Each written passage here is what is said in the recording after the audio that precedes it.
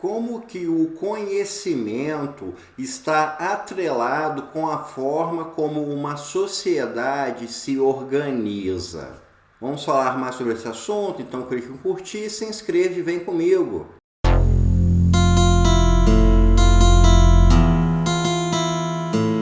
Hoje nós vamos falar sobre o livro A Construção Social da Realidade, que foi escrito pelos sociólogos austríacos Peter Berg e Thomas Luckmann e que foi publicado no ano de 1966. Essa obra é uma obra extremamente importante dentro do campo da sociologia, é considerada uma das obras mais importantes dentro desse campo do conhecimento e ela é um dos pilares quando se fala especificamente sobre a sociologia do conhecimento e também sobre alguns outros temas que são correlacionados, como por exemplo a sociologia da religião. O primeiro ponto desse livro é que os autores eles colocam que essa obra tem uma forte diferença com relação à filosofia. A filosofia é justamente a discussão em torno sobre como chegar à verdade, como conhecer a verdade, como saber o que é o real, como saber aquilo que é o falso. Já a sociologia do conhecimento, ela não tem a preocupação com se uma determinada área do saber, se ela é real, se ela é falsa, quais são os problemas dela, e sim como elas funcionam dentro da sociedade, qual é a relevância, a importância dela dentro da sociedade. Tanto é que, por exemplo, formas de conhecimento que não possuem uma sustentação científica são consideradas dentro da sociologia do conhecimento, como a astrologia na antiguidade, ou então a alquimia na Idade Média, a feitiçaria e a religião, que nos dias de hoje ainda são importantes dentro das sociedades. Então isso tudo é considerado, ou seja, a preocupação da sociologia do conhecimento não é discutir se aquele conhecimento é verdadeiro ou falso, sim como ele funciona dentro da sociedade, como as pessoas lidam com ele. Desse ponto, os autores então vão discutir sobre um tema que foi levantado pelo Brentano no século XIX, fez parte da obra do Edmundo Husserl e que é o tema da intencionalidade da consciência. A consciência humana ela sempre tem uma determinada função, ela sempre tem alguma motivação, ela sempre é ligada a algo. Ou seja, a consciência ela é intencional, ela sempre tem uma intencionalidade com relação a algo. Se a gente pensar no ser humano da idade da caverna, o seu pensamento vai ser em como uma pedra pode ser usada como uma ferramenta, ou então como utilizar o fogo. A gente pensar, por exemplo, na Idade Média, a gente pode pensar o ferreiro pensando qual a melhor forma de temperar um metal, de deixar um metal resistente, ou então a discussão em torno sobre temas religiosos dentro das igrejas da época, ou então nos tempos atuais, como utilizar um liquidificador, como utilizar uma chave de fenda. Isso tudo são ações que o ser humano vai realizar porque a sua consciência age de forma intencional. E agindo de forma intencional, a gente vai ter uma relação do ser humano com o mundo que funciona através de uma série de ações. Só que essas ações, elas vão ter uma espécie de hierarquia de importância dentro da forma como o ser humano lida com o mundo. Cada indivíduo e dentro do seu grupo, o grupo a qual pertence, ele vai ter algumas habilidades que são mais necessárias, outras menos necessárias e outras até que não fazem parte da sua realidade. Vamos pensar em uma mulher chamada Sônia, e a Sônia é costureira, e ela é especificamente costureira de bermudas. Então a gente pode pensar que quando ela recebe uma encomenda para costurar bermudas, ela vai ter uma grande habilidade com aquilo, porque ela dedica a sua consciência, a sua atividade, as suas ações, o seu preparo para trabalhar com aquilo. Então, a gente pode esperar que a Sônia vai ter um bom desempenho ao trabalhar com essa costura. Digamos que então um dia um cliente vire para a Sônia e pede para a Sônia costurar camisas.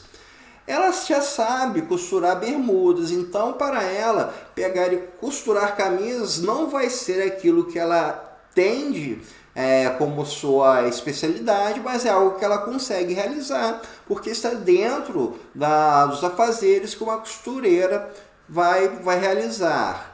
Agora vamos pensar numa outra situação. Uma pessoa chega para a Sônia e pede para a Sônia confeitar um bolo. A Sônia não é confeiteira. Talvez ela saiba fazer-se um bolo para o consumo doméstico, para o consumo com os filhos dela, enfim. Já fazer um bolo de forma comercial para vender para alguém, isso sai da esfera de competências dela, como por exemplo, saber confeitar o bolo, passar glacê, fazer cobertura, etc. Então, aí a gente já está falando de um campo de habilidade que sai um pouco da realidade dela. Agora vamos supor outras duas situações com a Sônia. Em uma situação, uma pessoa bate no carro dela e amassa o carro dela. Em outra situação, ela contrai uma pneumonia. Nessas duas situações, é bem provável que a Sônia vá procurar um especialista naquela área. Para o caso da batida no automóvel dela, ela deve procurar um lanterneiro ou funileiro, como dizem em algumas regiões. E no caso da pneumonia, ela deve procurar um médico. Por quê? Porque são esses profissionais que têm na sua esfera de habilidades lidar com essas situações. É o lanterneiro que vai desamassar e vai pintar o carro onde ele foi batido. É o médico que vai diagnosticar e que vai tratar da pneumonia. Então, a gente pode ver como, falando dessa nossa personagem, a gente pode perceber como o ser humano ele tem determinadas esferas de habilidades com as quais ele vai lidar na sua vida. No caso da Sônia, ela tem a habilidade mais específica dela, que é de costurar bermudas para ter a sua renda. Algo um pouco fora disso, mas dentro das suas competências, que é a costura da camisa. Existe algo um pouco mais fora, que é confeitar o bolo, coisa que ela não tem tanta habilidade a ponto de fazer para vender, mas tem alguma habilidade de forma moderada para fazer dentro da sua casa, e habilidades que estão fora do seu âmbito de conhecimento, que é como desamassar um carro batido ou como se tratar de uma pneumonia. E aí a gente pode pensar então que toda a sociedade vai ser formada por pessoas que lidam assim com a sua realidade. Cada pessoa vai ter um corpo de habilidades, que esse corpo de habilidades, algumas vão ser úteis, outras vão ser usadas ocasionalmente, outras ela não vai se interessar por adquirir, outras vão ter um custo muito alto em relação ao benefício, e aí por assim vai. A gente pode pensar uma sociedade com um nível tecnológico menor que o nosso, em que você tenha uma divisão dessas, como por exemplo aqueles que devem ser caçadores, vão aprender a usar lanças, vão aprender a usar arco e flecha, machados. Aqueles que vão cuidar de coleta de frutas vão saber onde estão as frutas, vão saber como colhê-las, quanto tempo duram. Aqueles responsáveis por produzir itens de cerâmica vão saber realizar esse tipo de produção, colher a argila e fazer o jarro no formato e etc. E a gente pode já então chegar a uma conclusão de que quando a gente fala que o ser humano tem essa hierarquia de habilidades com a qual ele vai lidar, isso está intrinsecamente ligado com o conceito de divisão social do trabalho, ou seja, nesse aspecto da realidade humana de trabalhar, cada pessoa vai realizar uma determinada função e essas funções vão criar toda uma cadeia de economia. Da mesma forma como a Sônia vai procurar um mecânico, um médico quando precisar de uma roupa ou tiver um problema no carro, vai procurar a costureira ou vai procurar o mecânico quando ficar doente vai no médico, quando precisar de uma bermuda vai na costureira. Então esse corpo de habilidades é extremamente ligado com o conceito de divisão do trabalho. Considerando que os seres humanos têm essa forma de hierarquização de conhecimentos, a gente vai para um passo mais adiante do que os autores colocam, que é a produção de hábitos. Como os seres humanos realizam diversas ações intencionais no seu dia a dia, boa parte delas vai se constituir como um hábito. No caso da costureira, a forma como ela realiza a sua ação vai ser uma série de hábitos. A forma como ela corta, a forma como ela costura, a forma como ela faz o acabamento, onde ela guarda tecido, onde ela guarda a linha, a agulha, a forma como ela vende, ou seja, ela vai ter uma série de hábitos, porque ela não vai todo dia reinventar a roda, ela não vai reaprender todo dia as suas técnicas. Então, o ser humano ele cria hábitos para a sua forma de lidar com o mundo, porque o hábito ele torna a realidade padronizável, e como ela se torna padronizável, ela se torna segura e ela se torna previsível. Vamos pensar, por exemplo, em um hábito que existe na nossa sociedade, que é esperar o sinal ficar vermelho para cruzar uma rua. Cruzar o sinal vermelho é algo que nós criamos como hábito, porque isso nos dá uma segurança. Como é uma normativa que existe dentro da nossa sociedade, quando a gente vê o sinal vermelho, a gente tem a segurança de que o carro que está vindo não vai nos atropelar. Ou então, da mesma forma que um hábito que existe na nossa sociedade é a formação profissional, justamente com diplomação, seja a nível técnico, seja a nível de graduação. Existe esse tipo de hábito que é para dar determinadas garantias e seguranças para as pessoas. Por exemplo, o curso universitário de medicina, enfermagem, fisioterapeuta, farmácia, assim como cursos técnicos de enfermagem, cursos de uso de equipamentos laboratoriais, etc. Tudo isso vai dar uma segurança para a sociedade que há profissionais que vão cuidar da saúde quando a pessoa precisar. Ou seja, você ter esse hábito da pessoa estudar, se formar num curso para ir trabalhar com saúde, dá à pessoa que vai utilizar esse serviço um grau de segurança. Então, por isso que os hábitos existem em grande escala.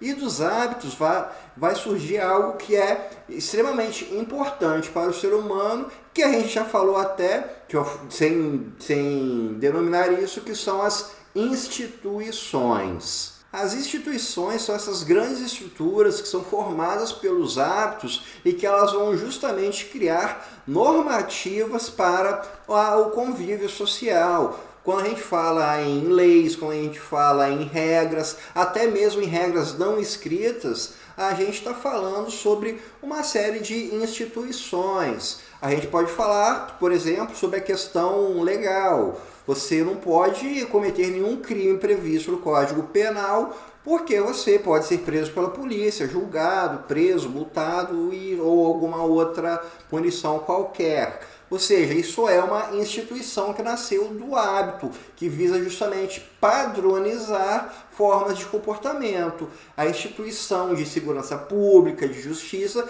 visa justamente tentar dar à pessoa a segurança, a garantia de que ela não vai ser vítima de algum tipo de crime, de algum tipo de violência. Ou então uma regra não escrita, que é o caso de que se usa roupas no dia a dia. Isso é algo que ficou tão institucionado que é algo que nem sequer é questionado o motivo do porquê. Provavelmente você que está me assistindo, eu diria que 99,9% de vocês saem de casa vestidos. Porque foi uma institucionalização que surgiu na vida da gente. Sair sem roupas é algo que é visto como negativo, inclusive pode dar alguma sanção penal, né? Como questões de atentado ao pudor. Um outro caso é o uso de sunga e de biquíni. Você não sai normalmente de sunga ou de biquíni no seu dia a dia. É bem provável que você faça esse tipo de uso desse tipo de roupa quando você vai numa praia, num clube que tem a piscina, numa piscina particular, etc. Mas é pouco provável que você vá trabalhar de sunga ou de biquíni, a não ser que você seja ou salva-vidas ou que trabalhe em alguma forma de entretenimento adulto que use esse tipo de vestimenta. Mas é pouquíssimo provável que você saia na rua e você veja as pessoas andando de sunga ou biquíni, entrando numa loteria, entrando no banco, entrando em consultório médico, guiando o ônibus, e que as pessoas estejam usando trajes de banho. Então, a gente tem todo esse processo institucional que foi criado. A própria questão que nós falamos da formação em curso técnico, formação em graduação, isso é uma forma de instituição, porque visa justamente criar uma normatização sobre como deve ser o cuidado em saúde, quais devem ser os procedimentos e etc. Um dos pontos que os autores colocam nessa questão da instituição é que a subjetividade do indivíduo não ultrapasse a instituição. A instituição é maior do que a subjetividade. Uma instituição que nós temos é a lei que proíbe as pessoas de conduzirem veículos automotores quando bebem. Mas vamos supor que tenha uma pessoa que consegue tomar 5 garrafas de cerveja e dirigir muito bem, que ela tem uma resistência a álcool que faça com que ela dirige de forma segura. Só que essa subjetividade dessa pessoa não atropela o que a instituição prega. Se essa pessoa for abordada por uma viatura policial e fizer o bafômetro, acusar o consumo de álcool, essa pessoa vai ser punida conforme a lei, independentemente do quanto seja a resistência dela. Então, essa subjetividade não ultrapassa a instituição. Ou então, uma pessoa que comece a estudar medicina por conta própria. A pessoa estuda profundamente e digamos que ela chegue a ter um conhecimento maior mesmo do que um médico formado. Isso não concede a essa pessoa o direito de trabalhar como médico, porque para trabalhar como médico existe a instituição da faculdade. A pessoa tem que estudar, ser diplomada, ter o registro dela para que ela possa atuar nessa profissão. A instituição também tem diversas formas de lidar com aqueles que querem justamente burlar aquilo que elas pregam. O caso mais claro é a punição legal caso alguém fuja, dessa normativa. Quem comete um crime vai ser preso ou vai ter alguma outra forma de punição. Uma pessoa que pratica exercício legal da medicina por ter estudado por conta própria pode ser punida de diversas formas. Mas além dessa punição, digamos assim, pela violência, por alguma forma de coerção, os autores falam que existe uma outra forma que eles denominam de terapêutica. Terapêutica, apesar de ser associada à terapia, na forma como os autores apontam, são todas as formas que a sociedade encontram de incluir na instituição aqueles que não querem participar ou colaborar. A gente pode pensar, por exemplo, na própria colonização do Brasil. Houve uma forte violência com os povos indígenas, mas também houve uma forte mobilização para catequizá-los, para converter os índios ao cristianismo. E isso é uma forma de terapêutica. Foi uma forma de você pegar aquelas pessoas e incluírem dentro do modelo social que Portugal estava criando dentro do Brasil. Ou então uma pessoa que tenha algum comportamento que não seja bem aceito e vai procurar uma forma de tratamento, seja através de algum tipo de medicação, por exemplo, alguém que tenha um transtorno mental, esse transtorno mental a leve a ter algum tipo de prática que não seja aceita socialmente, a pessoa vai procurar alguma medicação que possa amenizar isso, ou então procurar uma terapia, no caso falando de psicologia em si. Então existem diversas formas como a sociedade vai lidar com aqueles que não estão praticando as regras que são previstas pela instituição. Outro ponto ponto abordado pelos autores é com relação à legitimação da instituição. Afinal de contas, por que as pessoas aceitam as instituições? Como é que funciona isso?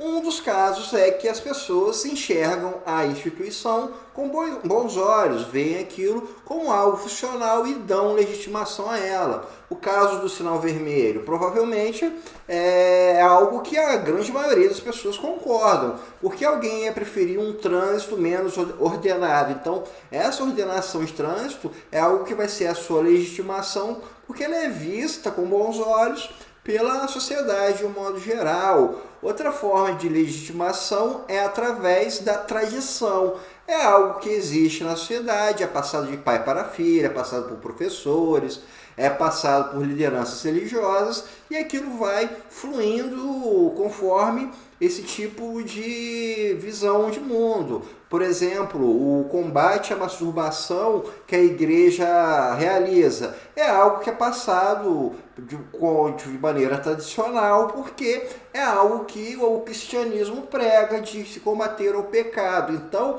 é uma instituição que encontra a sua legitimação porque ela é passada, incutida pelos mais velhos daqueles que são mais jovens. E também, como a gente falou, existe a questão da terapêutica, a própria questão da violência, que é você fazer com que as pessoas aceitem a legitimidade da instituição de alguma outra forma, seja através de punição, seja através de algum tipo de instituição que vai fazê-la mudar sua forma de ver o mundo, etc. Até agora a gente viu que o ser humano ele tem a sua relação com o mundo, essa relação do mundo vai gerar um conhecimento, esse conhecimento vai gerando hábitos, rotinas, e dessas rotinas a gente chega à criação de instituições. Daí então existe um outro ponto que os autores colocam, que é com relação ao choque entre as diversas formas de conhecimento dentro de uma sociedade. Vendo isso tudo que nós discutimos até agora, é possível a gente ter um cenário de que uma sociedade ela é formada por diversos campos de conhecimento, desde os campos que têm um aspecto mais científico, que demandem alguma forma de graduação, até conhecimentos técnicos, conhecimentos tradicionais, conhecimentos que a pessoa aprende no dia a dia, ou seja, a sociedade é formada por uma gama bem vasta de conhecimentos. Só que acontecem situações em que vai haver um choque entre conhecimentos que tenham algum tipo de conflito. A gente pode pensar na Idade Média um conflito que existia entre a feitiçaria e a Igreja Católica, conhecimento religioso. A gente pode pensar, por exemplo, que havia bruxas, feiticeiros, curandeiros e outras formas de conhecimento que a gente pode colocar dentro de um pacote aí, a gente pode chamar de feitiçaria. Já do outro lado, a gente tem esse conhecimento do cristianismo que vai dizer que aquele conhecimento da feitiçaria é algo que faz mal para a alma e pode levar a pessoa para o inferno. Então, a gente está falando sobre dois tipos de conhecimento que entram em conflito entre si. E o conflito pode ser resolvido até mesmo pelas vias das armas, mas ele também pode ser resolvido através do conhecimento, através de você mostrar argumentos, a partir de você conseguir a maioria das pessoas ficando de determinado lado, etc. Um grande conflito de conhecimento a gente viu recentemente, que foi na pandemia.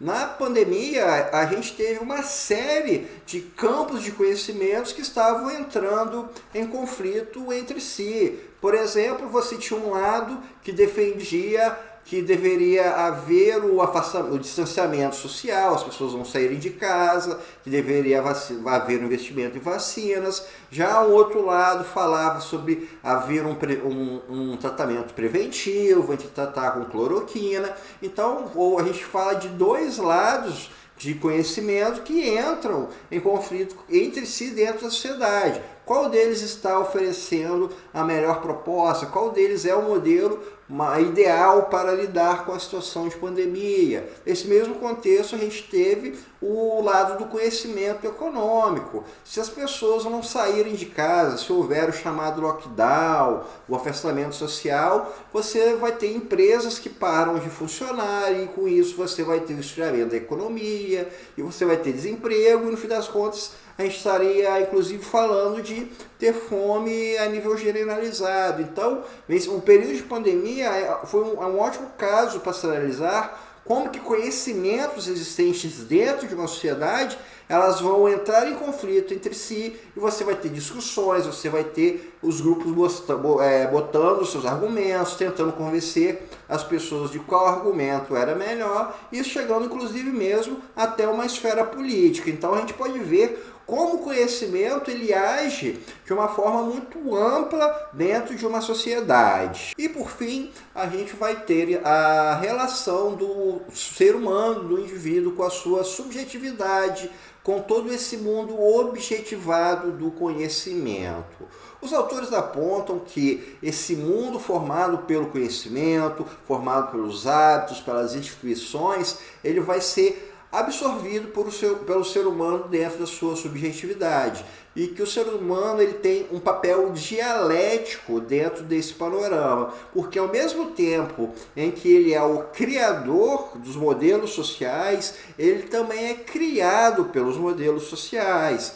Boa parte dos hábitos que nós temos não foram sequer criados pela gente, provavelmente a gente herdou dos nossos pais, de professores e de pessoas que vão nos influenciar. Ou seja, então falar sobre o indivíduo é falar sobre alguém que vai lidar com a sua subjetividade, com a forma que ele inicialmente absorve a sua própria existência, como ele vai absorver o mundo ao seu redor e vai lidar com esse mundo que é objetivado, esse mundo ao seu entorno que é formado pelo conhecimento, e o conhecimento justamente vai estar criando todas as formas de socialização existente, influenciando em todas as áreas da vida. Então, pessoal, isso é tudo por hoje. Espero que vocês tenham gostado e até o nosso próximo encontro.